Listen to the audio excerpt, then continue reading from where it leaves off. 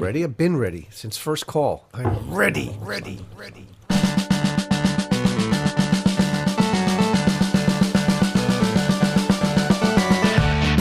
Hey, Mike Raso here, Film Photography Podcast with John Fedele, Mr. Matt Marrash. Hey. Hey, in today's episode, well, I'm calling this the first of Film in Motion. Uh-huh. You like that? That's great. No. Came up with that on the toilet this morning, did you? John actually saw me, like I wrote it down on a piece of paper. With a big and then, smile. Then when I said it, he can tell by the way I said it. He's like... You just came up with that, didn't you? And you're patting yourself on the back. Like I had a what kind of look? Self-congratulatory look. You're like, look at me with the big figuring it out. Wow, things. yeah, it is in motion. It is. It's true. Well, Matt Marrash calls movie film motion film. And, you know, every day of my life I'm trying to lure still photographers to try. So You're a film... Drug dealer. I don't like that either. You're a film I'm a addict. Okay, yeah. You're trying to get other people to come down your wormhole. And I don't feel like I'm really doing anything that special as far as promoting it. And the last person in the world I thought would be interested in motion picture film would be Matt Marrash. Matt Marrash, Mr. Large Format Film Photographer, 8x10, 11 by 14, how much? 12 by 20. 12 by 20, all of them. Somehow Matt caught the bug, claiming that I put a Keystone 16mm camera in his hands. Claiming there's footage of it, Mike. Oh, okay. You did it. It's Was this in Ohio? yeah, when we were in Cleveland, I've never heard somebody say this before, but put that cucumber in my Put that cucumber right in his hand. The Well, pusher man. The Keystone 16mm, what's that one called? The Criterion edition. A16, is it? A12? A12. A12. That's the nice. A12. That's the nice leather edition. Yes, the Criterion Criterion Deluxe, yep. Criterion Deluxe A12. Mr. Sam Sherman calls those the cucumber cameras. Yes, we're ready to roll. Because they're How cucumber. loud is that? Pretty loud. It's spring wound, so it's going to be clackety. Yeah. I think it's wound. Oh, yeah. Oh, Broke it. Pretty smooth. that's smoothish. Yeah. I mean, it feels better than other cameras we'll be talking about. But Yeah. So, folks, today we're going to be talking about 16mm. And the thing is, if you think you're not interested, you are interested. Yeah. Okay? Or will be. It's as simple as that. So, really fast, motion picture film was invented by Thomas Edison in cahoots with Eastman Kodak. That's what they say. Yeah, listen. Allegedly. I don't need an email telling me. There's a French guy and some other guy that also claim fame to it, but whatever, go. Yeah, there were, if Thomas Edison and there were Edison-like folks in other countries, thinking about the same thing at the same time. He's the first one that got it to market. Yes, in cahoots with Eastman Kodak. So they would, you just find pictures on the internet of them like palling around together in their linen suits. Cavorting. And how far back was this? It started late 1800s. Wow. But it didn't really start coming together. And this is like lay person me just telling you guys. I mean, you can go to Wikipedia. By the turn of the century and in the teens, it was the film on a base that could be put through a camera, hand cranked camera. Hence all the silent, silent film era. And you think of all the early, silent film heroes. The Charlie Chaplin. Who else? Oh, 1922 Nosferatu. Okay. It's so funny because you could pinpoint things to certain years. So if you look at 1921, 22, you'll see like this vast filmography because the gear was available. And I bet you it was early orthochromatic film. I had to be. Yeah. Which we're bringing back. Ooh. Yeah. So did you see the movie Nope? Yes. So the movie that they talk about in there of the jockey on the horse, Yes. that was 1888. That was very first, I guess. That was like the motion first picture. big motion thing. Right? Round Hay Garden Scene, 1888. Wow. So the format's been around a long time. Yes. Terrific. 35mm. It's mostly out of our hands. Me, Matt, John. We're not going to shoot 35. Are there any compact 35 millimeter cameras? Yes. Like the this IMO. size? Yes. IMO? No, EYEMO. Oh. I covet it. I search eBay for it all the time. And so what do they go It's a for? Bell and Howell Matt's thinking. It's like, No, I've seen them. I've seen them out there. But they're heavy. I mean, it looks Are like a they? tank. Bell and Howell World War II hand crank 35mm cameras So they brought them out in the field. Brought them into the war. So that's why they're heavy. So if they get hit with a bullet, they can take a Well, bullet. it's a big metal. It's not much different than what model 16 is that? That's a 16S. It's just wider and fatter. Yeah, and what load is that a 400-foot load? 100-foot, 35 millimeter. And There's probably an adapter for a magazine, I'm guessing. I'm not an expert on some of this history. Me, as an avid 16 millimeter shooter, I look at the IMO. Matt, I just want to shoot one roll. I want to shoot one roll of double X. And we've had a few FPP movie film customers shoot 35. Oh, really? And when it comes in, I'm just like, my jaws. It's so Looks beautiful. amazing. What I'm thinking about, and maybe I'm going ahead here, but like 35 normally is like 400 foot and 1,000 foot, right? So like a 100-foot load, you couldn't use like, rando bulk loading stuff, right? That's different. The 100-foot load of 35 millimeter for the IMO is on a 35 millimeter daylight spool. Oh, it's daylight. Okay. Pops in the camera, and I mean, I immediately think of Eastman Double X. But you could buy any Vision 3 stock and load it down to 35 millimeter, 100 feet, and shoot it. Cool. And our customer was shooting Sonic, which is our orthochromatic black and white 35 millimeter film. That's my favorite. That's my favorite recent bit that you and John shot. Oh, Matt watches the. Did you see it? The test that we did. We're outside with the SR. Yeah, you're like in the backyard. Yeah. Oh, backyard? No, right out here. Was it right out there? Okay. Yeah. We were out with the SR shooting Sonic film. We were running in front of the dumpster. John doesn't remember. I don't. Only a few years ago. Was it? It was like 2019. Yeah. Eastman Kodak introduced 16 millimeter, half the size of 35 millimeter, in 1923, just as a less expensive alternative to 35 millimeter for amateurs. Yeah, and that was always an amateur format. During the 20s, the format was often referred to by professional industry as substandard. Well. So Kodak introduced it as to a way to put motion picture film into the hands of people who had money. You talk about the country club or the beach club? So I saw on eBay a small lot of 16 millimeter film, and I bid on it and won it because it was shot in Montclair, New Jersey, part of it. Oh, cool. And so it was the lost films of Arthur B. Holmes. Yeah, there you go. Arthur B. Holmes. And Wasn't he vice president? There's a whole history here. There's a blog. If you search the lost films of Arthur B. Holmes, Holmes at FPP, there's a whole blog. The great Owen McCafferty, because he is there it is. He's a genealogist. Yeah. So I found this film. I told him the guy's name. I told him the address that was on the film, and he looked up the guy. Arthur B. Holmes. And he found like the whole history. So the whole history of Arthur B. Holmes is on this blog with still images from the found film. Oh, cool. So Arthur B. Holmes Lives again. he shot this 16 millimeter film in 1933. Wow. And once again, it has to do with dates. It has to do with when did Kodak come out with their first, wind up home film camera, 16 millimeter. 1931, 1932. So the camera that he used, according to Owen, was brand new at the time. The Holmes family took it to their country club. Yes. So there was no other auction that may have included the camera? No. When you bought the film? There was no, I looked, there was no other. Just the film itself. Yeah. Lake Valhalla Country Club in Montville, New Jersey. Arthur B. Holmes shot the footage, and there are some shots where there's a shot. I know I'm going off on this, but it's so fascinating. There's a shot where this car pulls up, and a guy gets out of the car, and he has a camera. There were multiple. There are multiple cameras. Jeez. So, clearly, They were film geeks. He and his friends bought a fleet of these Kodak cameras. By the 1930s, if you had a little,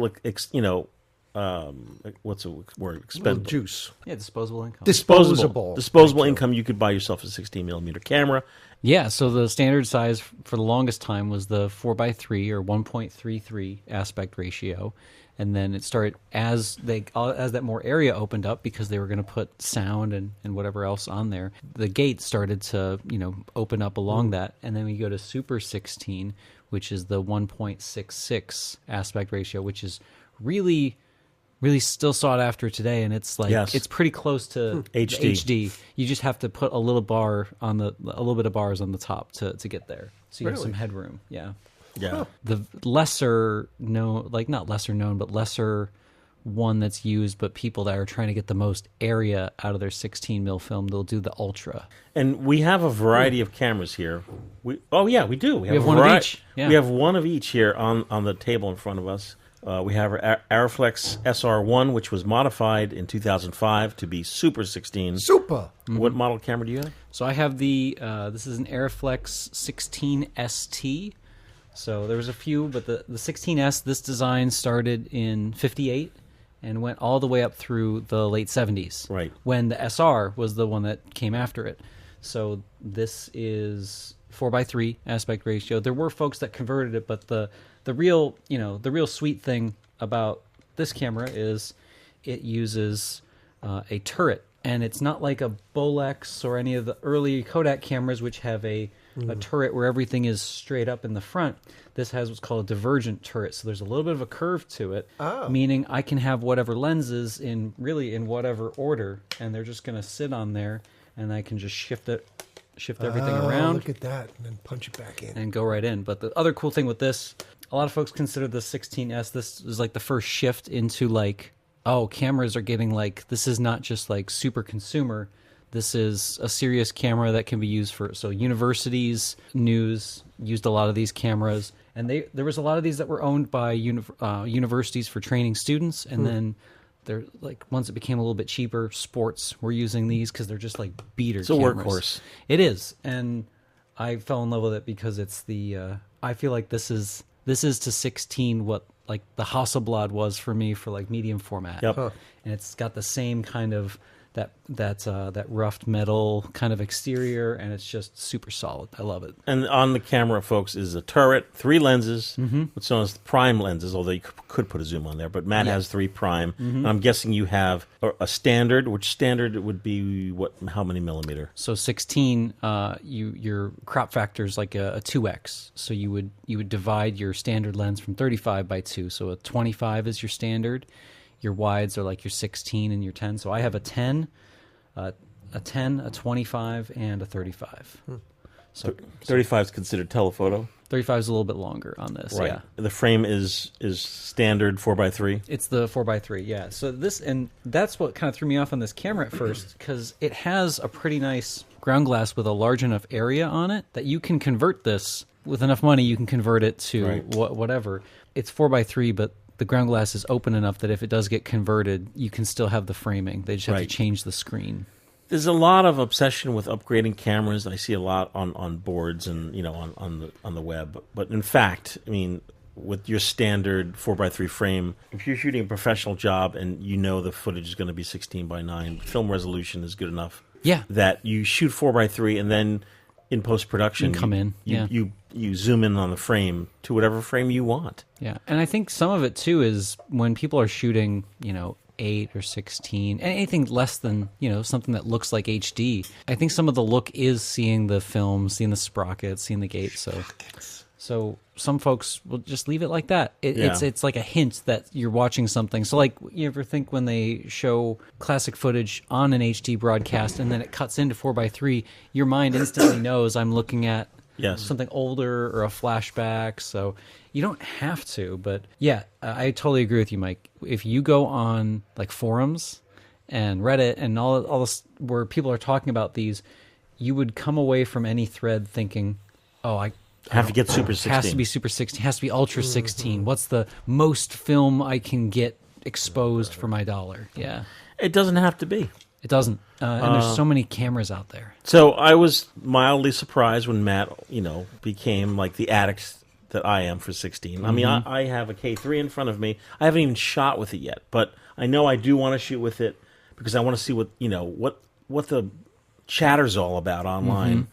Now, since I came from an Arriflex background, it's different, I think, if you're new to a format and you buy the K3 first. It's your first experience. First experience. And then, but to work with an Arriflex and move down. It is moving down, yeah. I will say things to Matt like, oh, that's a toy. And, no, I'm serious. Well, to you it is. Well, to your it has to do with craftsmanship and how it's made. Like, you can't compare a Krasnikor 3, a Russian-made camera, to a Swiss-made Bolex. Like there's no comparison. they're different animals. I would put the K3 closer to, although K3 is a reflex camera looking through the lens, I would put it in craftsmanship more with the Keystones. What your experience is informing, and like I think it is a generational thing too. So if you have no preconceived notions, you don't even know what the camera looks or sounds like. Yeah. That's wild. Plus, somebody coming from stills, there's like some cool advantages to something like that K3 you've got there. What lens does that take? Well, you can have various mounts on a K3. This particular camera I bought from Moldova. Okay. That's a country. Thank you. And this has what's known as an M42 screw mount. That's really accessible. I bought that because I knew when I bought it, because it came with the standard K3 zoom lens. Mm-hmm. The Meteor zoom. Yeah, this is it's a 1.9 lens, which is beautiful. Mm-hmm. And you can go from 17 millimeter all the way up to like 65? 69 millimeter. Yeah. Which is a very nice zoom, but I knew that I wanted a snub-nosed camera. I didn't want the big zoom hanging off of it. I want to just walk around town and be stealth. So I was... Going to be stealth with that. So I was already searching smaller lenses. So I bought a Pentax 17 millimeter fisheye lens, which Fisheye. on a 16 millimeter camera would be what? It's a standard lens. It ends up being like a 34, 35. You think so? Yeah. Well, since you have Super 16, it's like a little bit wider. You might have like a 30 or 32. I might get a little vignetting too. Because that's meant to cover 35. Yeah. You're seeing just the best. Like, there's nothing even distorted on there because you're cropped in so far. Yeah. So, folks listening who are new and thinking about shooting movie film, my recommendation is always go on eBay and put your toe in the water. You won't get hurt. You buy a Keystone wind-up. And those like always work, right? The really old wind-up cameras? Well, I always query the seller saying, can you wind it up? Does it work? I ask for pictures. One snafu of buying your first 16 millimeter camera, if you're buying a much older camera, is also like the Kodak Model K. Mm-hmm. Is, does it take double perf film or single perf film? So single perf 16 millimeter film is now readily available from Kodak and other sources. And the standard is single perf 16 millimeter film. But some of the older cameras have two sets of teeth, so you need the double perf. And you can't... We've seen film come through the FPP movie film department of someone who shot with a camera that needs double perf, and they shot single perf. So Does it ruin the film? chewed up. It depends on the camera. Strangely enough, one fellow sent it in, and like every few frames he had an actual image. But for the most part, it's a smeary mess. It's not dragging it through the gate properly. Oh, because it's pushing a part of it out. Is that why? Well, we saw the where the camera was trying to perforate the film. Oh, So it was kind of like had like motion to it. Yes. It doesn't work. Yeah. and the dividing line for that is pretty much like isn't it like the 50s is when that went to like, because the crazy thing with the S when this came out, single perf was like not quite a thing, but this has just a single registration pin and pull down claw, so this can take both. Yes. That's what's kind of cool. The Keystone A12, this camera is somewhere around 1951. So I think from 49 to 51, they made the single perf an option. Like this is quote unquote the deluxe. Yeah. So when looking, you have to really ask the seller, whoever the seller may be, to get some pictures of the actual, the loading, movement, the gears by the gate. The internals of the camera. Yeah, so you can see if it takes single or double perf. It's not a crime if it takes double perf. It's just... It limits your options. Limits your options. But, we brought back double perf. Yeah, so, and you're, like, a film photography store is, like, the source for 2perf stuff, unless you're looking through, like, really old random film. Yeah. So if you have a camera that takes single perf, you could run single perf or double perf through it. Mm-hmm. If your camera is Super 16 or Ultra 16 and you run double perf through it, then you're shooting through a perf. You're shooting picture through a perf, which someone may think is cool. You could pick up a Keystone for under $100. Yeah, there's a lot of those double sprocket ones that are under 100. And you could pick up film for $39.99 at the FPP, black and white. Wow, nice. And then, of course, when you get into developing scanning, that's when that's when it adds up. That's when it all starts adding up. So that's why do your homework before you shoot. So Matt, what are we leaving out here? We're leaving a lot out. Well, yeah, but we'll get there. Yeah. SR. When I put the keystone in your hand, clearly you knew that wasn't going to cut it for you.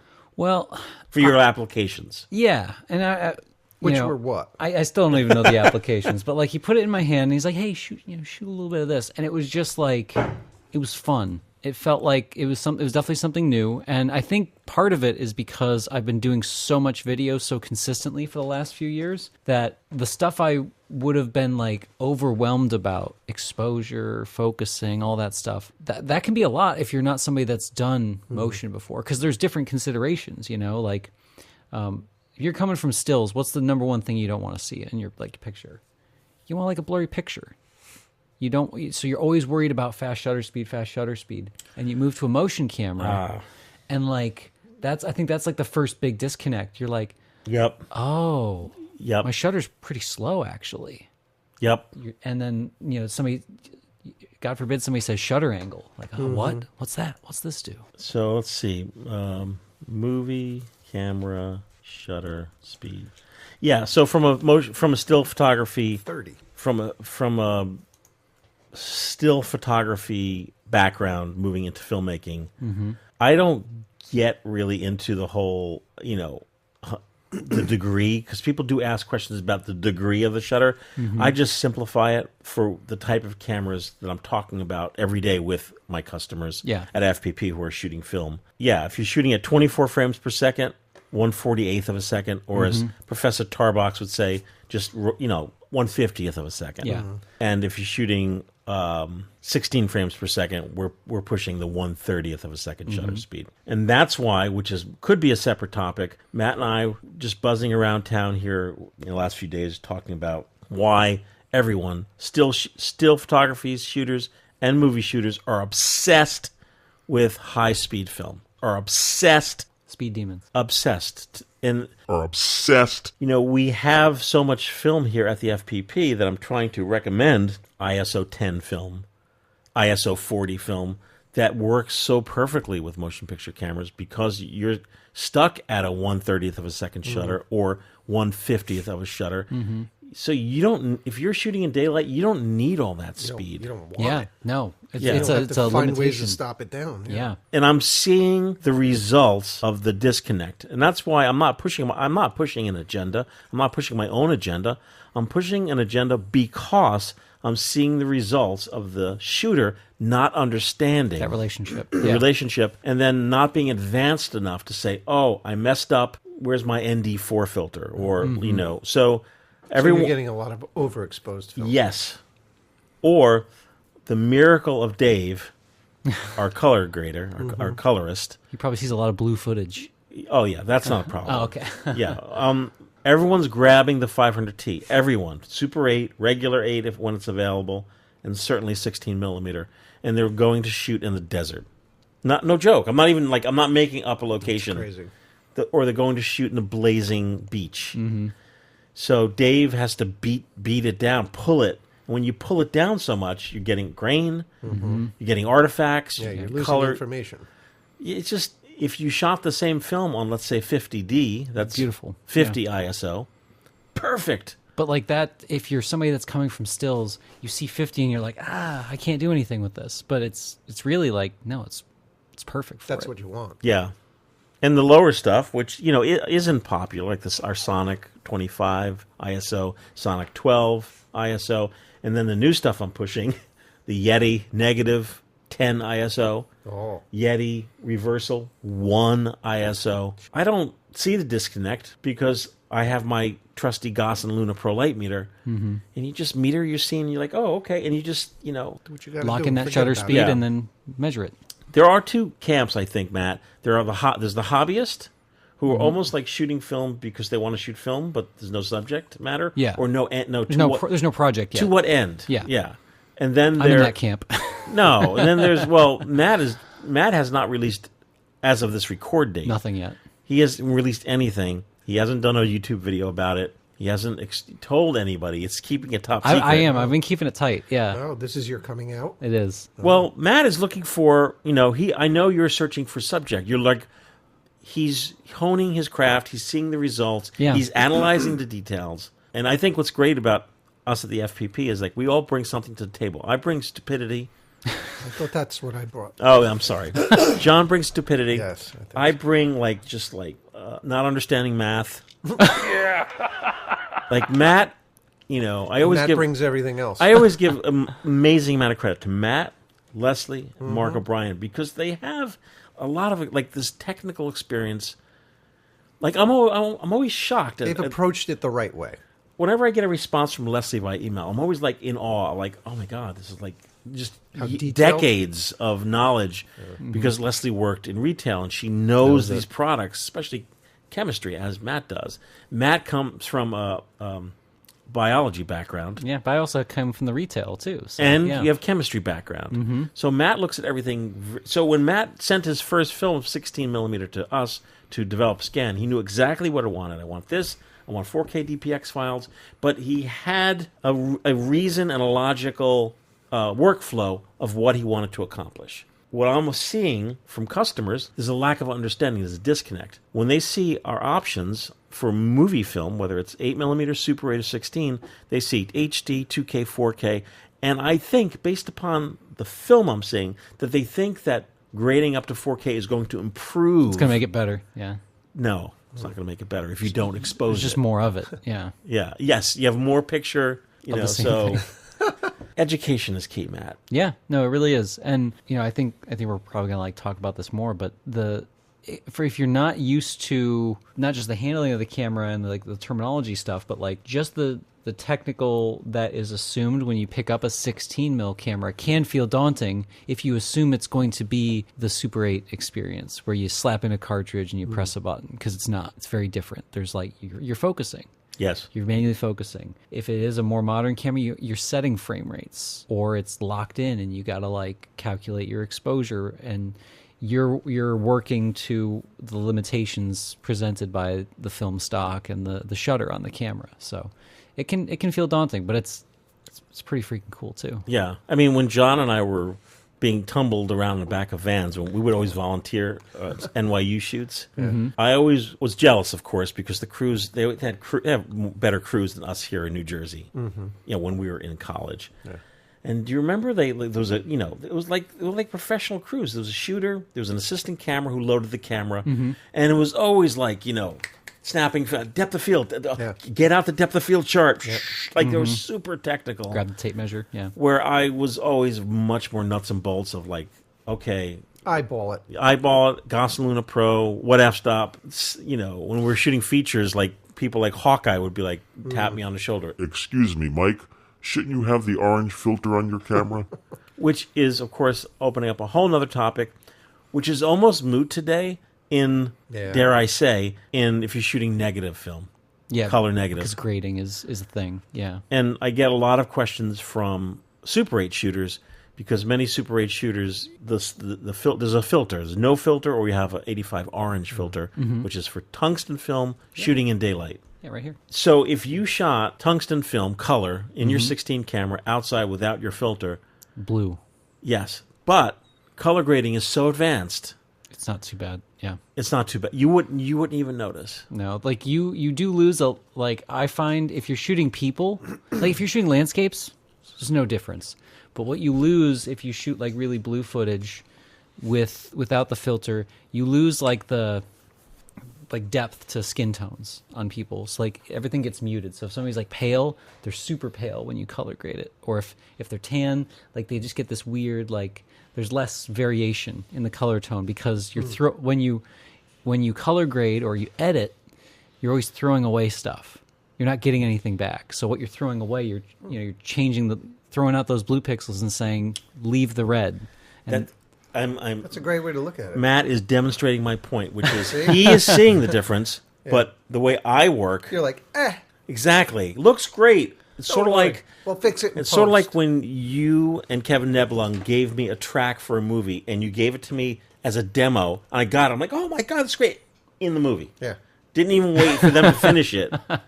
You know, it's like how do you work? Everyone has a different workflow. Yeah. And what are you trying to accomplish? To what end, exactly? And I think Matt is a great example because Matt, and kudos to you, you're looking at things from a much higher end technical perspective. Yeah, I am. That stuff comes easy, so Yeah, of that's course the way his brain of works. course I take it to that. But like the hard thing for me is like start drumming up the creative part of it, you know. So like that's why I'm starting to work with more folks. My buddy Steven, Yeah. we're starting like he was wanting to do more directorial stuff. I like doing the That's running the perfect. camera That's what you stuff. need. Right. So, yeah. And Matt is very complimentary, and you know, either you would have said nothing, or you would have said nothing if running your film through us. If we didn't do a good job, you would have either been kind and said nothing. It looks awesome. But to tell folks, because it seems like, and these are the golden age. This is the golden age here at FPP because it's like what we do here is secret.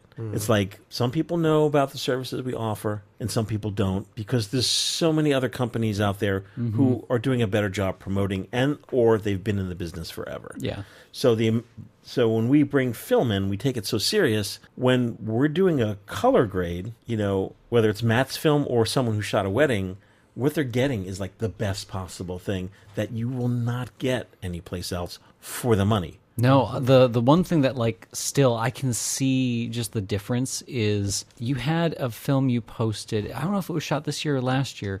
It's just walking around Jersey, and it was the 8mm scan, and it was like 50D, and it looked clean, like so like it looked like 16. It was so clean for 8mm scans, and it was one you said Dave had graded. Yeah, it was super clean. I do see a lot of Super 8, especially on social media, and folks are so happy about shooting film that they post it, and they don't have enough experience to know it's not graded at all. They went to a facility that charged you for... It's very flat. Yeah. Like a one light. Yeah, They just exactly. set the dials and let it rip. They don't Yeah. go Yeah. scenic. Yeah, Scene and to like scene. the base will still be like, it won't be like black, it'll be like gray, you know? Yeah. Like, yeah. That's a baseline scan because the thought you're buying a package that you're supposed to grade that yourself. Yeah, it comes back flat. Yeah. And that happens here with feature films. We get the scans in. Let's say it's a foreign film because the film isn't allowed to leave the country. They just send us a hard drive to do color grading.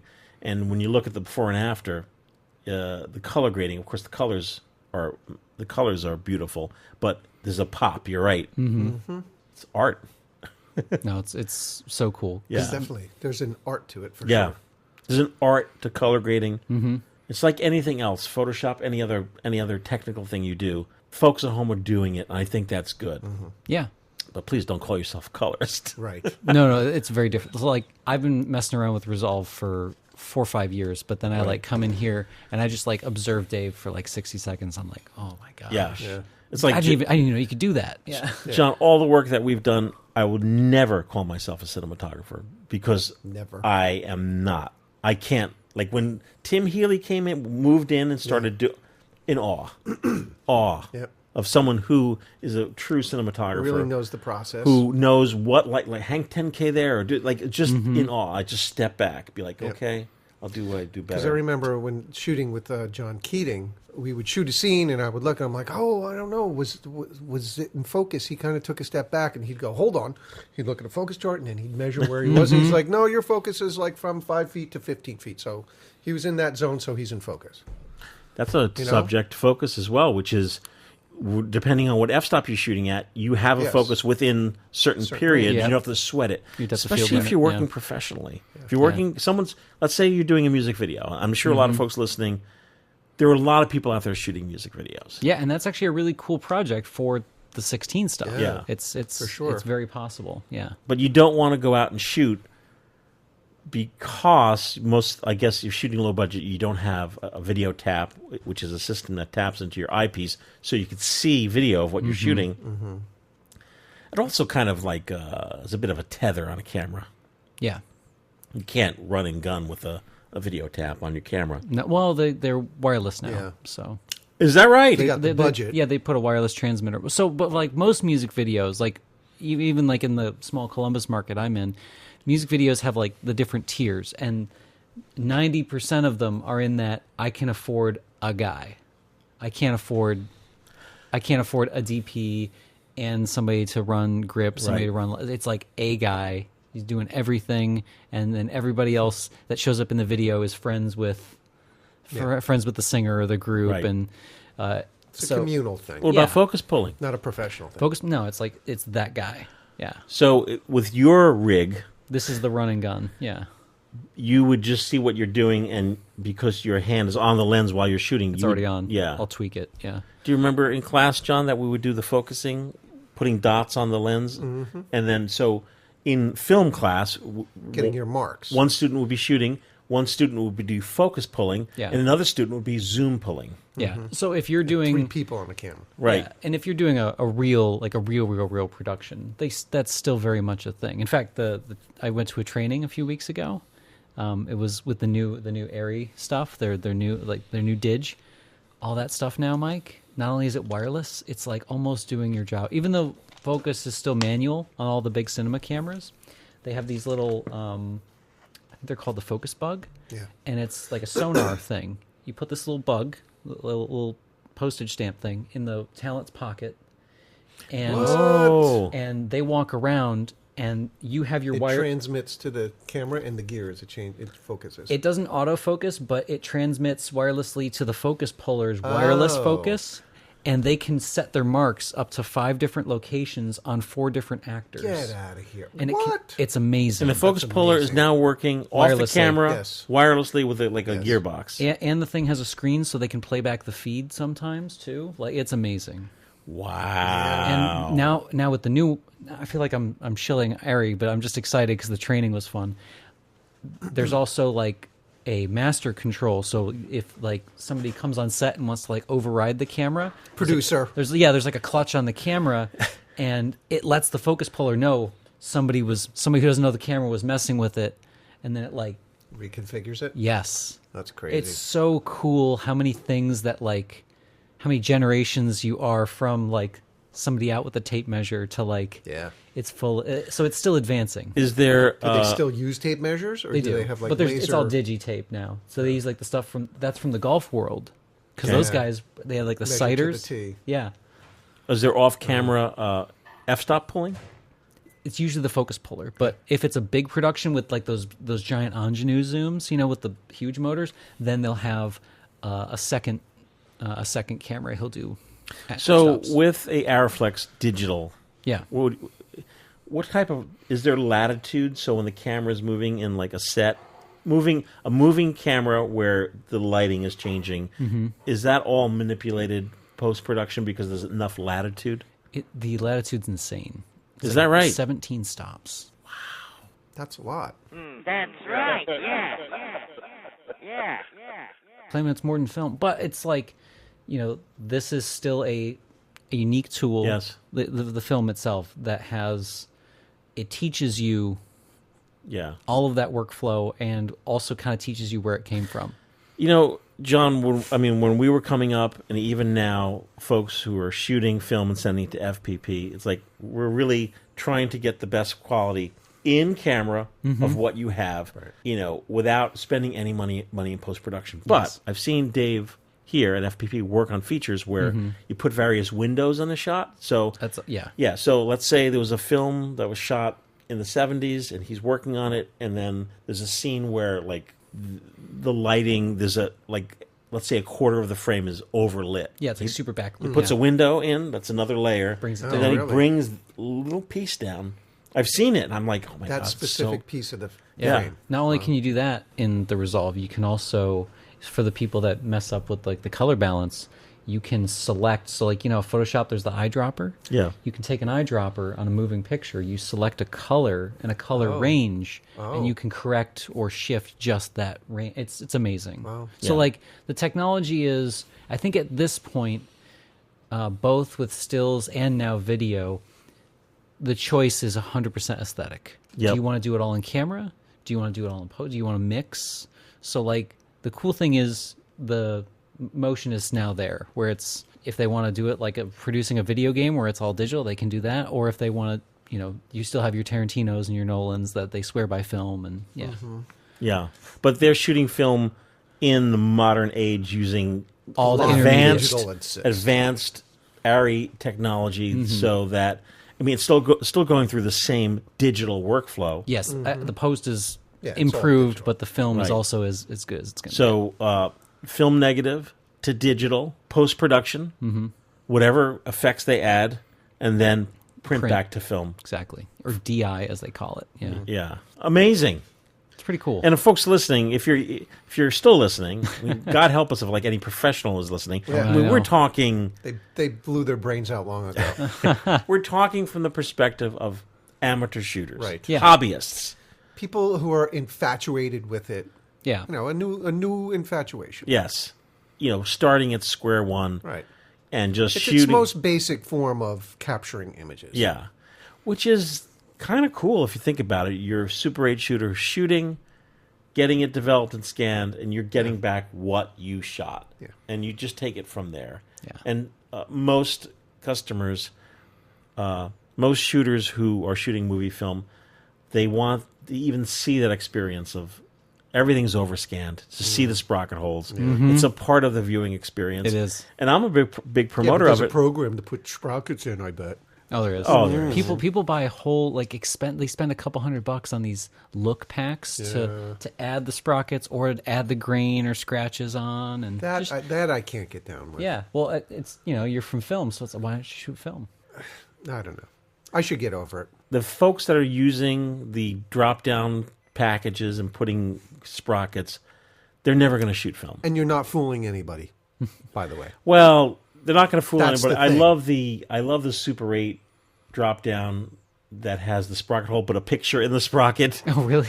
Yeah, Oh, really? I've seen that. Stoops. But I have seen documentaries that are using actual film footage that's overscanned, includes the sprockets. So and that's what overscan means, right? It's Yeah. it's showing everything outside the area. Yeah. Okay. And we mostly scan, including everything, because not only is it cool, we're not doing it because it's cool, but it's giving the ProRes file to the customer who could then make their own decision in post-production, even if it's a 3-minute movie that they're going to edit, to then decide if they're going to zoom in or crop it. Most folks just like the sprockets. Sprockets. You know what that brings up, Mike? No. Sprockets. What is the average length of like the different films that are out there? So like if someone's sending in 8 or Super 8, what's the average like thing that comes in? Somebody sends in, one of these little guys. Yes. How long is it and how much time do you get with that when you're That's shooting an film? excellent question, and a question everyone wants to know. Yeah. So regular 8 or Super 8, they're both the same. They're both, you end up with 50 feet worth of film. Okay. So if you're shooting at 16 frames per second, or Super 8 18 frames a second, you're getting approximately 4 minutes. Oh, that's not bad. Maybe Okay. a little under, maybe a little over, depending on what film rate, the frames per second. So so if I increase my frames, I'm burning more film. Yes. Okay. And then, do you have a rough number for folks are like looking into this and like all they can see are like they're already on eBay and they're like already panicking because they see the cost of like the cameras and stuff. Do you have an approximate? If I'm going to shoot a minute of this film, how much is it going to cost me to shoot 8 or 16 or Yes. God forbid 35? If you buzz around on the internet regarding Super 8, there are you're going to find a lot of trendy cameras that everyone recommends, like a lot of the Canons. Oh yeah, the XLs and stuff. Yeah. They're going for too much money, in my opinion. So just like in still photography, in movie film in cinematography or movie making, there's the underdog cameras that do a wonderful job that no one buys, and you can get that for under $50. For Super 8, I always recommend the Bell & Howell T20 XL. It's a point-and-shoot camera. There's no focusing. There's a zoom, and it's a starter camera. Okay. But it's reliable, and it gets the job done, and it puts out a decent picture. I've done many tests with it, and you can get it for under $50. And so all right. So camera under $50. I buy a roll of a cartridge of, let's say, color or Yeah. whatever. That first 4 minutes of video I shoot, what am I looking at? Film. The film processing, scanning. That's a great question, Matt. So what's it We'll gonna be right cost to start up? Well, and let's shoot your first roll. We'll start with Super 8. Okay, and then we'll define the 16, and then we'll You're go from looking there. at soup to nuts $91 at FPP. A roll. That's Yeah. not so like For 4 minutes of that's not even a lens on some of these 35 cameras that people are going nuts over. So that's I mean, that's of this recording. I mean, subject to change, of course, mostly based upon Kodak and them raising prices of Super 8 stock. to keep up. Yeah. But if you just buy a roll of film, two types of film, regardless of whether you're 16 shooter, 8mm shooter, Super 8 shooter, negative stock, reversal stock. And that's a big one for folks starting out to get over the hurdle. Because in their mind, they picturing something. Once I talk them down the fact that it's not a video camera and you do have to develop your film. Yeah, you're not just plugging this in. Yeah. Yeah, because folks do think, oh, how can I look at it? Yeah. And some folks don't even think that the film needs to be developed. Yep. And that's how I have to start at a starting point that is way back, thinking someone knows nothing, because people frequently call Super 8 cameras video cameras. Yeah. Two things to know: negative versus reversal film. So if you go to a garage sale and you buy the camera and a projection, then all you need to buy is a roll of Kodak Tri-X black and white. That's reversal, meaning the film reverses in development to create a positive. So you can actually look at your little image and see a positive image. Or project That's it. someone who wants specifically to project, as well as get a video image. Or get digital image. Or scan it. Yeah. It gives you both options. You could scan and you could project. People are excited enough about the format, thank God, to actually still be shooting it. But Ektachrome is a great example, too, because that gives you the option of projecting or scanning. And, of course, the negative films, the Vision 3 color Kodak films, you have 50 ISO, 200 ISO, tungsten. Tungsten means Yeah, warm lights, indoor lights. Yeah. 500, no one should buy it. Tungsten. Unless you're shooting indoor at a party. Yes. Night. Yeah. Matt, Buy I've done it, all but these don't tests. Shoot outside. Go visit my parents. I'm like, I'm going to beat my parents. I'm going to turn all the lights on and shoot this with no all other lights. Negative film, and then we color grade it here. Yeah. Perfectly fine. Perfectly fine. Yeah, it looks good. Negative film you can't project, so with negative film you can only get it scanned. What do you think gives a better image? The reversal or negative? Does it matter? 6 of 1. It's 50 daylight film is a negative film, and it's so beautiful and so tight. But then again, the Ektachrome is only 100 ISO, and that also gives an equally as brilliant color image. But it's more challenging exposure-wise. Yes. Yeah. But we're talking right now. We're talking Super 8, Which is like auto for the most so part. yeah. So you Super 8, and don't I know it? I've said it on the podcast a zillion times. You're shooting Super 8 auto all the way. And I didn't listen to Jarrett Bookwalter, who lent me his camera in 1989. And he said, Listen, Mike, just put it in auto and shoot. No, couldn't do that. That'd be fancy. These cameras, the Super 8 cameras, they're not pro. They're prosumer cameras. So even when you're taking it out of auto and putting f-stops, how accurate is that? Yeah. How accurate is it after 40 years? Yeah. Just put it in auto. And with Super 8, if some cameras take 2 sets of batteries. One for the meter, one for the motion. Double A's for the motor and a button cell for the meter. And I can't tell you how many. I'll walk into Dave's room and I'll see like a completely overexposed film. That's not 500T. And I'm like, they didn't know about that second. They didn't know about the meter. Yeah. So it's just lack of knowledge of the camera. People are so excited. They buy the camera, put the motor batteries in, pop in the cartridge, and just start shooting. It's a $90 lesson. Okay, last question about Super 8, then we'll move on. Let's say someone is like, they're pixel peeping. What are you going to get out of They're pixel peeping those pixels.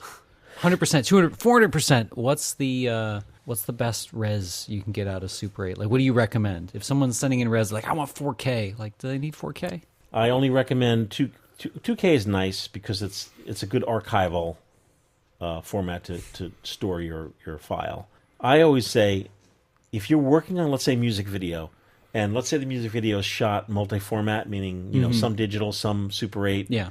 What is the project being edited? How? It's 4K. It's a 4K project. Great. Then get a 4K scan. But for your average person, myself included, HD scan. Okay. I mean, that's 2K. Yeah. Well, the 2K and It's a HD little- a little different, but not much. I mean, it's very, very close. Any other 4K and the 6K? That's like overkill. But, 6K. yeah, so, facilities that are promoting the 6K, I mean, you always have to keep your ear to the ground of, like, they just got the gear and they're promoting the hell out of it. I feel bad for any customer of mine that gets the 4K who doesn't understand it, because they're getting this massive file for no reason. And Matt, you know better than anyone else. Yeah. What's it like to manage that file on your desktop? Oh my god. Well, it depends on what you get. So FPP has options for how you get the file delivered. You sent me that for my first roll. You sent me that preview file, which was great. They already had like a soft grade on it, and it was like, I think it was just like an MP4, which was like, that was sweet because you can play it on a phone. It's still big, but like it looks great. So I think if you're just doing the Super 8, I think the MP4 file, the finished one, looks really, really nice. You don't have to do much. But then if you want to like play around or edit it more, you also offer the ProRes option. Yes. Which is really nice. Your Mac users have no problem. People that have an NLE or Resolve, Premiere edits really, really decently. And then you have like the super high-end option. You can do the DPX, which that's literally every single frame is a RAW file with 16 bits in it. So it's 4444, which is all the solar subsampling. Jeez. That crashes my laptop. Yeah. And that's like a video editing laptop. How many gigs of a file is that? So my first 16 mil footage, which was 100 feet, which is 2 minutes and 45 seconds at 24 frames, was just shy of 300 gigabytes. Holy crap. And it demolished my laptop, and the only thing that could play it was like a brand new like editing workstation. And even then, it's like if you try to do too many effects and stuff, it'll chug a little bit. But that's like that's the someone that's doing stuff like Dave, or you're handing it to a colorist or an editor, and they want their footage to not necessarily have higher resolution, but to have like, you can give it a look. You can add a color wash, or you make black and white look like sepia, or you do any kind of changes in color. But it looks amazing. Well, what do you get your files? Now that I have an editing monster, I built a computer back in August for Lauren, a new one, and that one can handle the DPX. So now I'm going balls to the wall. Oh, jeez. I brought my 1 terabyte, so you can give me my new DPX scans. DPX is offered to customers who request it. Like, we have customers that say, "This is what I want," or they'll say, "What kind of output do you do?" And we'll say, "What kind of output do you want?" Yeah. Like, whatever you want, What we'll do you give to need? you. Not a problem. But not a lot of people do DPX files. I'm People who know the workflow will ask for it. Most people don't know about DPX. Yeah, it'll crash a lot of a lot of. It's imagining. overkill. There's no need for a file that big. My goal with customers You're just going to show it on your computer. who are shooting family events or a wedding, or even we have a lot of professionals that shoot weddings. Yeah, You know, which is a really cool use for these. Yeah. I recommend HD. HD, it's easy to use. You can use it on any computer, and we provide the ProRes.mov and this little bit smaller .mp4. This way, you could work with whatever we give you. And honestly, like if you don't know what you're looking for in, like, if you don't edit a lot of video and you just want to see, for that $90 forward investment, that MP4 file still looks killer on there. So even if you say I'm a wedding guy, I shoot weddings. I get the DPX file, I put it on my computer, I edit it down. I still have to down convert it to give it to the client. Well, Matt, DPX, is that just editing format? Like when you're giving something to a client, that's a raw file. They don't know what to do with it. It's going to be too big for client's going to get an MP4. If it's a client, so you're going to down convert it anyway. You'll have to transcode it and edit and grade it and then export. So, is there any benefit to that? I'm just wondering. No, it's only for video folks, like folks that are constantly doing this sort of thing. And even for archival, I think I guess the DPX is nice, but it takes up so much space, so it's not even really archival. It is a space monster, John. Well, who's using this format? Editors. Yeah. Like, even on a rare occasion, I bring my own film into Dave. I'm like, I'll take 4K. I regret it every time because it's just taking up space on a drive for no reason that I'm never going to use. So HD's the way to go. Yeah. I think we're talking about Super 8. I think the key to Super 8, especially for wedding photographers is to just drill into your head buying the right film. And I think that's very important next to, having the proper batteries in your camera. 50D, perfect for outside. 200T, even better for outside and inside. Mm-hmm. Because it's a negative, the 200T, you don't have to sweat the whole filter thing. Don't sweat it. You're best leaving the filter out if you're going to be going back and forth. Sure. Because it all could be graded to look perfect. Yeah, you get that MOV file and then you play with it. And 500T, I'm sorry, advanced users only. It's like everyone's using 500T. If it disappeared tomorrow, no one would miss it. But if you're shooting, case in point, the other night we went to this outdoor event. It was a Halloween event with pumpkins that were carved and lit. Yes. So you bought 200 speed film. I did. I brought 200T because I'm like, I don't need that damn 500T. It was just. Do you think 500T would have been useful there, though? There's so much latitude in the film between 500T and 200T. The pumpkins were lit from the outside. There was no external light lighting the displays themselves. The only light was coming from the pumpkins. All the close-up shots of the pumpkins are going to look great. Close-ups for sure, but you're not going to be able to get wide shots. So John and I, it was outdoor farm where there are pumpkins that are carved and lit from the inside. We're two bums. We got there 1 hour too late. Yeah. If we got there... You need a little bit of sunlight, a little bit. We got there just as the sun was coming down, so you would shoot, and then there's still enough skylight to produce, like, oh my God, this is gorgeous. But you didn't have enough on the subject. Yeah. No front light. Yeah. But if we got there an hour earlier, the sun would have been going down, so you would have had the golden... Have all of it. Yeah. Everything would have been golden. Yeah. And then so the camera would have exposed for the pumpkin, because it's auto. And there wouldn't be that amazing fall off where everything else is just black. But John wants to know... Would 500 help? Yeah. We're going to see. Or is it just going to be grainier? It's definitely going to be Same grainy. stuff, It's grainier. definitely going to be grainier. So based upon what I've been doing here with Dave, it's like the 200T has enough latitude. So what he's doing of pulling and pushing to get what we need is going to look better in the 200T, in my opinion. Film's So not you're back saying from the he can pull it a little bit to give you what you may Or have push. gotten, or Yeah. push rather, Yeah, and this is all digital, not with the chemical. 500, but it'll look better. In my opinion, that's Then what's going to straight up happen. And it's a test in motion. Okay. Because in my opinion, for folks who are just shooting Super 8, general purpose Super 8, 200T is the way to go. Unless you go into the beach, 50D. 50D is beautiful for the beach. 50D. That's what I shot on Right. vacation. So And I'm not discounting Ektachrome, which is also, it's 100 ISO, also perfect for daylight in a Super 8 camera. Perfect for daylight.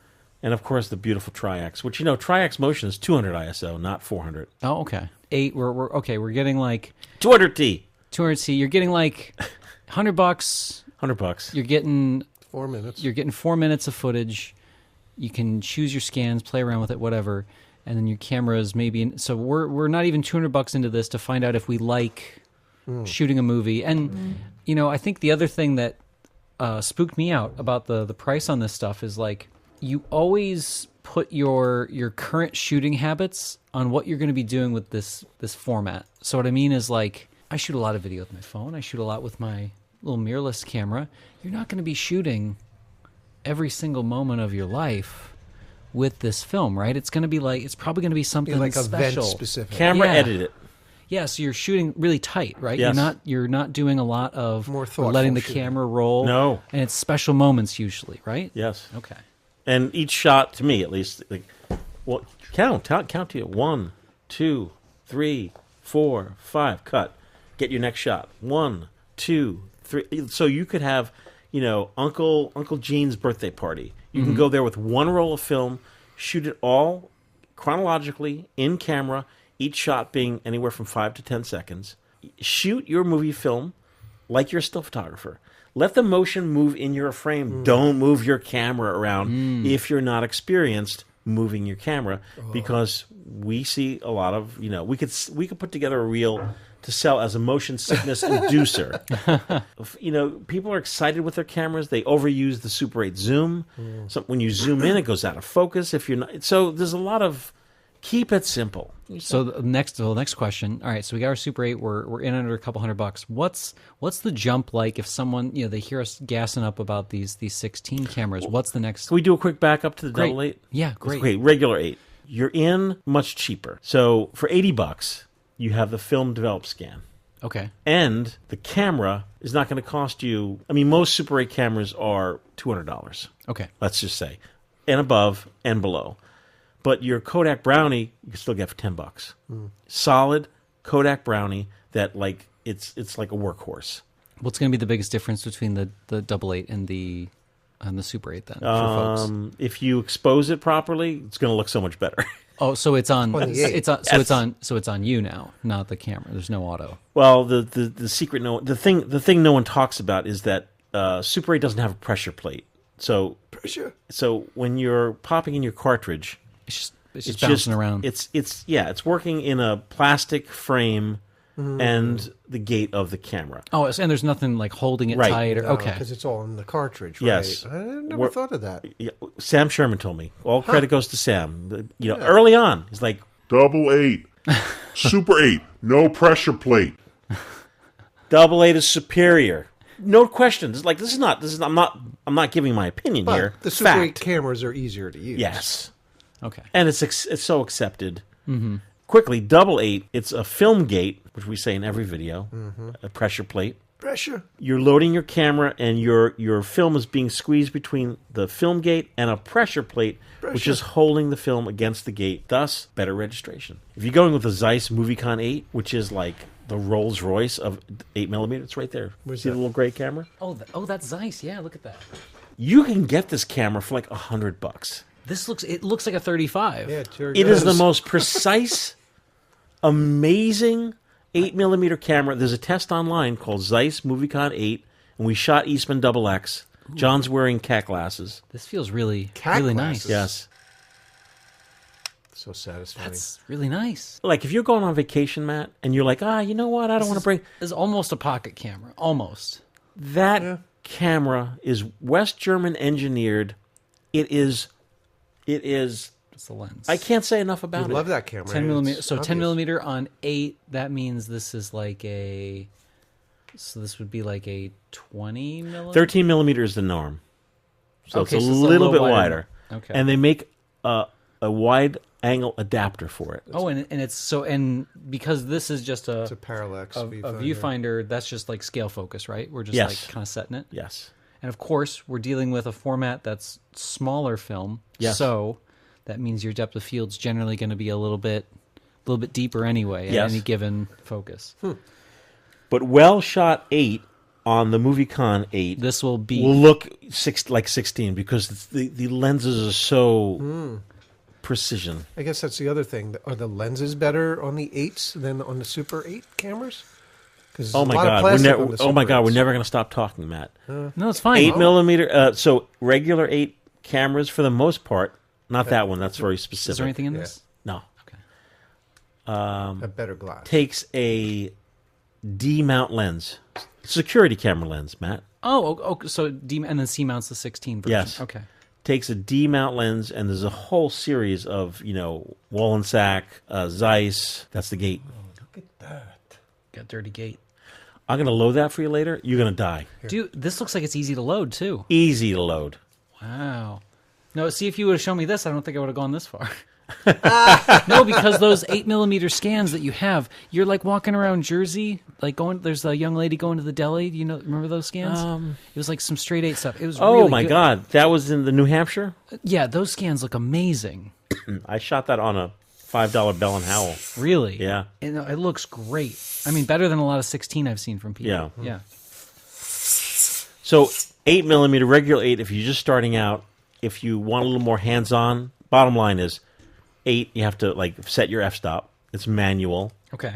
There are automatic cameras out there. There are a few, like the MDeco EM5000 comes to mind as a recommended camera, and there's a video online for it. But for the most part, it's all manual. But you're in much cheaper, Matt. Oh, I bet. And for both Super 8 and 888, the great thing is, folks, let's say you're in and you shoot a roll or two and you're like, I'm done. Your camera will not lose value. You'll be able to sell it you'll get your money back or more money by selling it on eBay. I had no idea this thing existed. This Leslie sent me that. is so. This is a Leslie cam. It just showed up in the mail, and I was like, What is this? This is sweet. 1.9 Zeiss 1.9 lens. This is awesome. It's loud for a cam, but it's like pretty quiet considering what it is, what it does. the workmanship of it.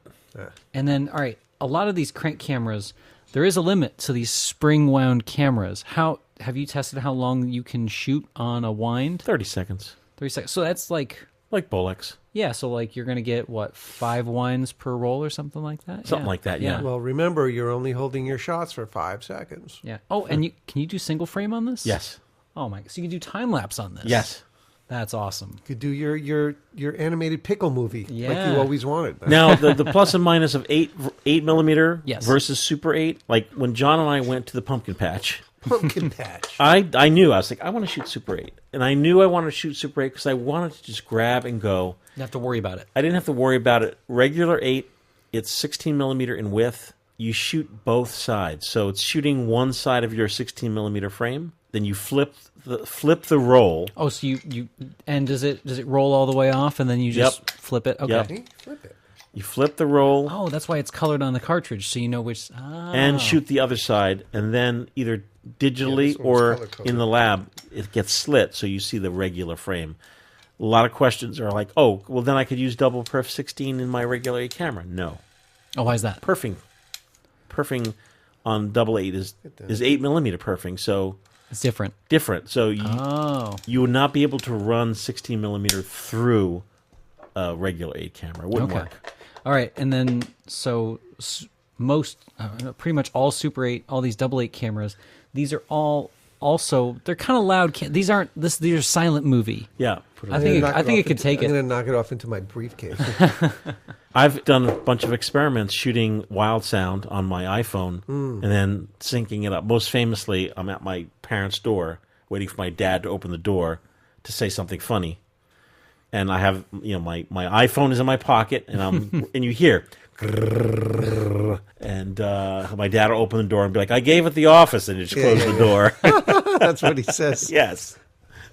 He's old school there, Dad. Yeah. So guy. you can record sound, but 18 frames a second, 16 frames per second, it's just little blurbs of sound. You can't. It's just for fun, Matt. Yeah. Like if you're shooting a birthday party, That's put your iPhone in your pocket and turn Just this. for, you don't have to sync it up. Just Yeah, background record the sound. sound for fun. For ambient sound. Would there be a way to lock this while running? Can you lock it open? That I don't know. Matt, you could buy that for under $100 if you get the right auction. That's pretty cool. I don't need it. I know you don't, but I've already you don't have to have it, but you need it. If you're going to have an 8mm camera. This is pretty freaking That's cool definitely the because most. I always see the really weird, it looks like a turret cam, but it looks like everything's like seized up because it's so old and it's just sat out somewhere. So this looks like Regular sweet. 8. Yeah. Well, these cameras are so precise, and the people that bought these cameras probably had a little money. Mm-hmm. They just kept everything. Nice. Yeah, whereas the Bell and Howells, like every dad in the country had a Bell and Howell, and they just get put on. Tossed them around. Yeah. Threw it in the back of the car. Yep. My dad was a Kodak guy. Yeah, this one, Super 8. The one that's out there. The one with the brownie with the two collapsible. The Oh, okay. viewfinder was collapsible. Where are those movies? Oh, I have them somewhere. I thought you said your sister has them. Yeah, I gave him to Sharon Rasp to transfer onto VHS. You got to get them back. And then, no, I did get them back. And then my sister has the raw files. You mean the actual film? Yeah. She's going to be like, I threw them away. No, she's not like that. And of course, that's the other, the whole other reason when you're shooting, just Got like 'em with forever. stills. Yeah. It's always on the film. So Yeah. even if you do, It's like, oh, my computer crashed. you want a higher res scan later, great. You can just rescan it. Yeah. For the rest of your life, you'll have your film. Yep. It's pretty cool. So, which I tell my students teaching film photography, which you'll I'll hold up the print file. You'll have this the rest of your life, and they're just like staring at me. They're like, this guy's nuts. What else? All right, so like 8, double 8, great. Super 8, great. I'm really impressed with the size, but we got a bunch of these 16s on the table. What kind of move are we talking if somebody wants to jump, like step it up to these 16s? Price-wise, you're saying? Price and per footage kind of stuff. It's slippery slope. Okay, So let's start. We're talking 16, right? let's start with like this the Criterion and like move up. Yeah. Keystone Criterion Deluxe A12. I'm always searching for it because I can have 2 or 3 of them. Can't have enough. I'm always looking for like $60 I see Kodaks for like $60. Yeah. Kodak. Okay, let's start with the Kodak K camera. There's a few other models under $50. Okay. They're really old. They're fun. They're cool to have. For me, like everyday grab and go, which I do, grab this all the time. Keystone A12 Criterion Deluxe, single perf or double perf film, and you can get it for $150 and under. Okay, so let's really leave it not at much that. more, not much more than Super 8. Yeah. If you find some of the other Keystones, I have them over here. The A3, the A7, they take double perf film, cheaper, $50, Oh, okay. $60. But- Look for something that looks in good shape, and ask the seller, especially on eBay, just post more pictures. Inside, what does the inside look like? And that's so you know what it takes. So to me, the starting camera, Okay. Keystone. Yep. Next up, you want to know what's next? Yeah, of course I do. Next up, and I'm going to miss some here, so folks, feel free to chime in. Most popular are Bolex H16. That's the non-reflex. There are two. You have to kind of really keep your eyes peeled. Ooh, okay. I think the H16 is the reflex. So there's two types of Bolexes. Reflex, you're looking through the lens, or non-reflex, you're looking through like a little side. Viewfinder, yeah. If you're just shooting as a hobbyist, both are fine. And you can usually tell, because if you type in Bolex, you're going to see cameras that start Yep. around 100, and then you're going to see ones that go into the Yep. thousands. I bought my Bolex about 3 years ago for $500. I lucked out. Dated. I'm going to say Bolex Reflex. Let me know if you think I'm right, because you've been looking, Matt. $1,200 or less. Basic model. Basic one, yes. 3 lenses. 3 lenses. Hoi. That's been recently serviced, or Yeah. comes with accessories, yeah. Yeah. Next in line, super popular. I have one here because I had to have it. Matt, your fault I have it. Yeah, because I was looking. We were in Cleveland in April, and Matt's like, It was the evening after I was playing around with the 16, and I'm already I'm in gas mode, and I'm looking at stuff, and I was like, "Hey, Mike, is this a good camera?" Because the only thing I came up with was all these videos about people shooting with the K3s. What did Yeah. he say? Whoa! I was a little bit in awe because I never shot with it. And everyone's talking about the K3. Everyone's like, I got my K3. And it's like, I'm like, okay, I need to shoot with this K3. So Matt was like, hey, this guy has 16 of them in Moldova. I'm like, I'm going to get it. I'm like, no, I'm going to get it. We could both get it. And he didn't get it. I didn't get it. Next thing you know, he calls me and tells me about Yeah. the camera we're going to talk about in a second. So I bought the K3 $500. Wow. Or maybe it was $600. It was probably 600 with shipping and stuff. Yeesh. Yeah, $600. It took forever to get here. customs. Yeah, And I still haven't shot with it yet, which shows you how excited I am. and this is still a spring wound camera. Oh yeah, it's very important to say we're all talking about spring wound hand See our crank. crank camera. You crank it and you get 30 seconds worth of footage. Bolex, Keystone, K3. K3 is a reflex. Ooh, okay. And what you could find, which is great, which I couldn't wait for, which is you wait for the person to buy it for the $600, get sick of it, and then flip it. Shoot one roll and flip it. Flip Yeah. it in the U.S. so you don't have to wait 3 months. 3 Yeah. months to get your camera, and then it's tested. What was the shipping like on that? I don't recall. $37, I think. Well, that's Yeah, it's usually not so when you're bad. when you're usually buying it from Eastern Europe. It takes longer than it costs. Yeah. Yeah. Super popular. Lots of videos on YouTube. Yeah, why And not? there's Why a not? dude on Instagram. Do you know about the dude on Instagram? Oh, you're not on Instagram. No, but he sells the converted kits, right? Let's see what he has going on. Yeah, Bray was talking about him when I was in Joshua Tree. My first experience with the K3 was hanging out with Bray Hunziger. He's a YouTuber, Instagram photographer, shoots in the Pacific Northwest, and he has a huge, like the most popular video out there about the K3. It's like a full user guide. He talks about the different conversions and lenses, and I think he had a PL adapted one, so the positive lock lens, like the one that all the new. What does that mean? Positive lock. So it's like the lens goes on and then the bayonet locks around it. So that's like a okay. positive. So instead of like it clicks in and then you lock it. It's like a two-handed operation, but you can handle these big, heavy, like modern lenses on there. But he's all about the K3. There he is. Yeah, that's him. What's his So- name? That's Bray Hunziger. Oh, so really, really nice guy. So the guy on Instagram, and he's on other platforms, his handle is K3Super16. Yes. His name is Max, and he converts them and then sells them. And they're really nice kits. They come with like case and everything. Deluxe. Did you say how much? I said deluxe. Oh, how much? How much? That guy. The Max You'll guy. be that guy. How much, They're how much? over 1,000. Over 1,000. Yeah, but it's because they're tested. He's putting TLC into it. A lot. It's like it's quality. Yeah, it's turnkey. You just load film in it, I think the ones from Moldova, wasn't this a fleet from a school?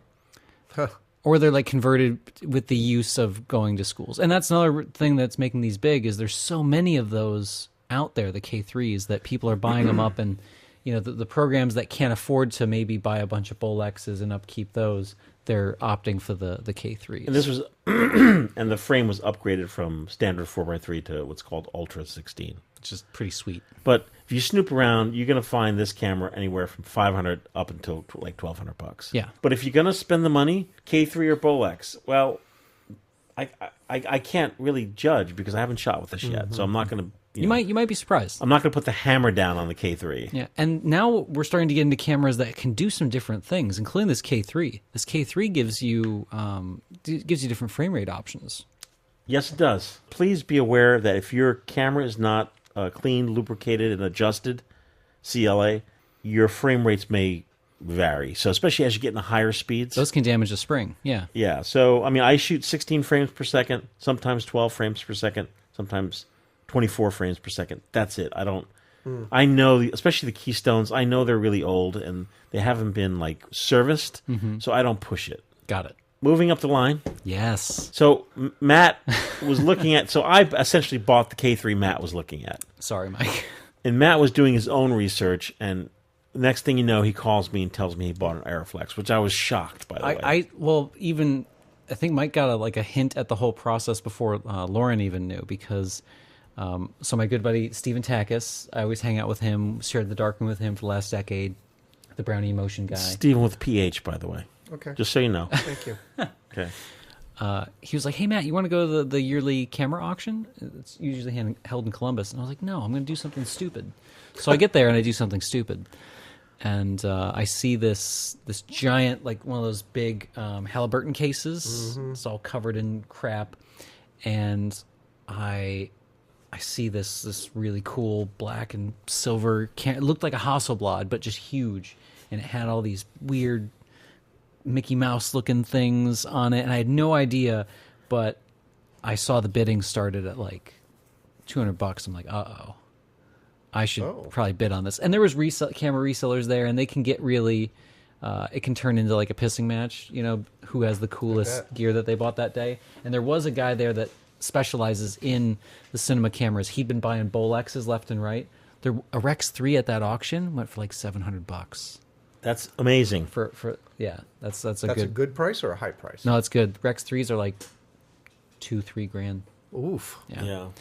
But this guy ended up going for a very, very under market value price with all the accessories. Matt, by the way, has never said the price. No. Now, I'm not asking you to say the price. $1,000.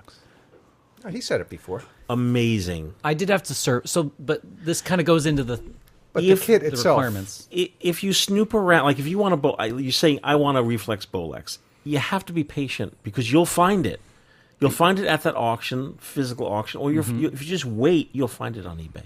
Yes. Same thing for the Arriflex, especially this model. Yeah. Because the SR is coveted, whereas this is a less popular model, but equally as awesome. Oh yeah, sorry. Let's dial it back. So this camera that's sitting here that Mike's been hyping up. This is a model that started in 1958, and this is really kind of what heralded in the age of like the news cams and like school cams. This is now no longer a spring wound camera. This is the Arriflex 16S. Specifically, this one's the ST. It's like a later model. So this one needs electronics. So they had adapters to plug it into a wall for like studio stuff, and then most popularly it ran on like lead acid batteries and like this funky two-prong cord, and it ran on weird like 8-volt power originally. When I got this camera, it didn't have any of the cables.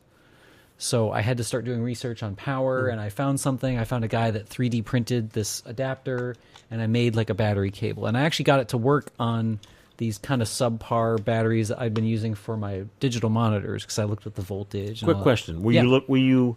See, Matt is so precise. The question I answer my own question. Like, were you worried about putting too much voltage through it, and could it have blown it up?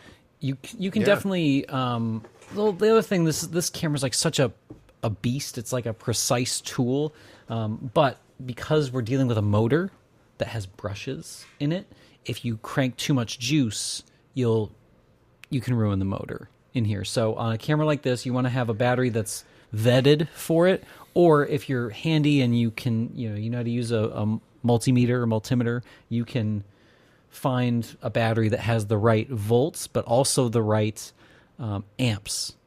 So like, when you like start an engine and your battery's dead, it doesn't have enough amps, doesn't have enough push to crank over the engine. The same thing with something that has a motor in it like this. But this is still, like a lot of the early cameras we talked about, even though it's electronic, I'm going to hook the battery up so folks at home can hear it. Even though this is an electronic camera, it is not a quiet camera. Quiet cameras weren't really like a thing yet.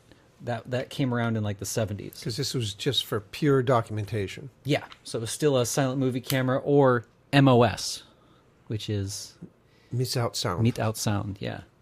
So here it is, plugged in, ready to go. It's not that bad. It's not too bad, but it's still noticeably It still loud. sounds smooth. It doesn't sound clunky. And the only reason it sounds smooth is because I did send it in to get serviced.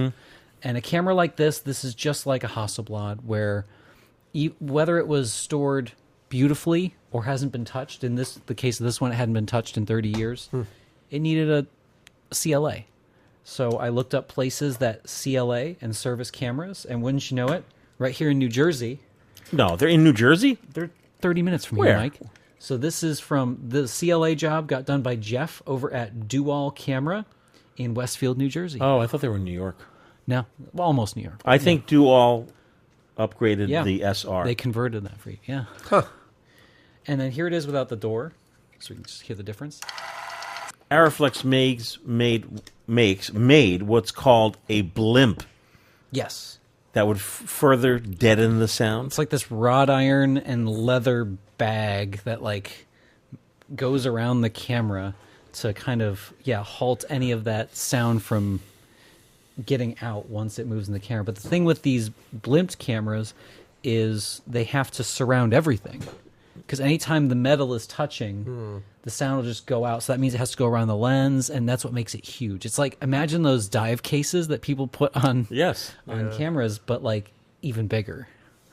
But then we started to get more upgraded cameras. Cameras got smaller and got more capacity, and then they started to make them like really silent cameras. And I guess one other thing, this camera also has a whole host of accessories that are available for it. So this has different motors you can get for it. This one came with these Mickey Mouse style ears for a magazine. So this actually has some 400-foot magazines. So not only can we do a 100-foot load, which is 2 minutes 45 at 24 frames a second, I can do 400-foot loads, which gets you a lot more poundage on the camera, but you get 11 minutes. Yes. But that one you have to load in the dark, so not daylight spools. Feature. Yeah. Yes. Or if you're shooting, I don't know, even if you're shooting something Like a for video. fun, Yeah. you have that 11 minutes. You don't have to keep changing out. Change that. If you know your stocks already, it's Oh, yeah. and you could have, if you have more, how many magazines do you have? I've got 3 megs. He can Have have, them preloaded. he's loaded up for the day. Yep. Yeah. The day. And what I guess what I love about this camera, and like as soon as I started doing research, I saw what the price was on this, because I was looking. I talked Mike into the K3, and I'm like, Mike's getting it. I'll take a look at that.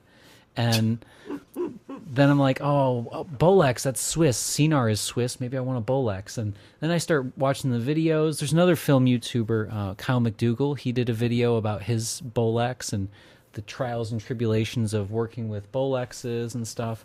And I thought that was nice, but like I wanted something that like was pretty. What I really wanted was what Mike has right here, this SR. But those are now we're into like the thousands of dollars easy, and I wanted to keep it like low-ish. But I also know I like something that's a little bit nicer. And when I went to medium format, I dove right into a Hasselblad. And as soon as I saw this at the auction, it was over. Like, And it came with all the other, minus the power, it came with this little matte box, came with 3 lenses. It came with all the filters for it. Do you know Come with a grip or no? That's the best. The grip's built in. Look at that. Do you know the history of this camera? Like what production company owned this camera? What it was used for? It was a hobbyist that had it. Oh. So that's why it was like, it was gummed up, but it was pristine, you know? So like, it didn't need too much work to get it back up to speed. So when I sent it to Dual, Jeff said he had to blast off a lot of the, like some, not corrosion, but like almost rust. Right. And then he also collimated the lenses, which is like checking to make sure that they're sitting flush. And that's important on this because it has that divergent turret thing. Now these cameras... It's like a lionfish. These ones, this one's 4x3. Most of these cameras are 4x3. So the standard 16. There were ones that were super converted, but they get really expensive. Yes.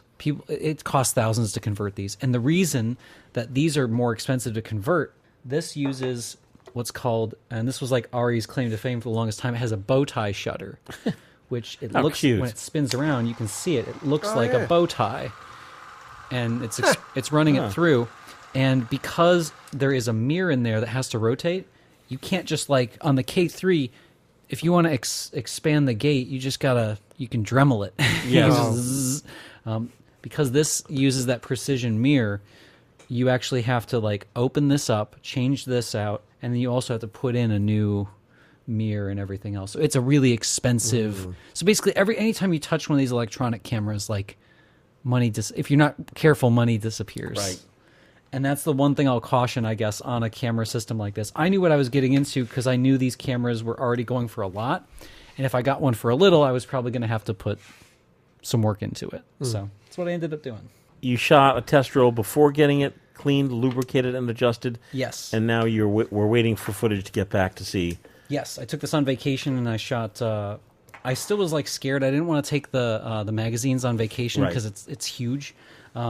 So I did 4 100-foot loads on vacation. I think that's great.